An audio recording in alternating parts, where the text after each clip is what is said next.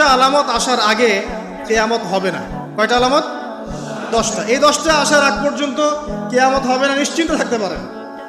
কিন্তু এই 10টা কবে চলে আসবে এর কোনো গ্যারান্টি আছে? নাই। তার প্রথমটা হচ্ছে দাজ্জাল, মাসিহুদ দাজ্জাল মানুষের রূপে বের হবে। 2, ঈসা ইবনে মারইয়ামের আগমন, নবী ঈসা আলাইহিস সালাম আসবেন এবং তার হাতে দাজ্জাল নিহত হবে।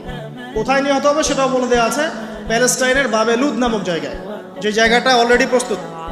3 নাম্বার হচ্ছে দাব্বাতুল আরদ, জমিন থেকে একটা অদ্ভুত প্রাণী বের হবে যে মানুষের সাথে কথাবার্তা বলবে। এটা হাদিসে আছে, কিন্তু তা আমরা এখন নিঃসন্দেহে 90% মানুষ বিশ্বাস করবে না।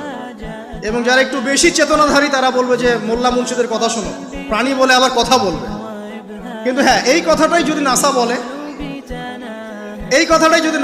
যে হ্যাঁ একটা প্রাণী আছে পৃথিবীর গভীরে, সে অচিরেই বের হবে এবং কথা বলবে, দেখবেন সবাই বিশ্বাস করছে।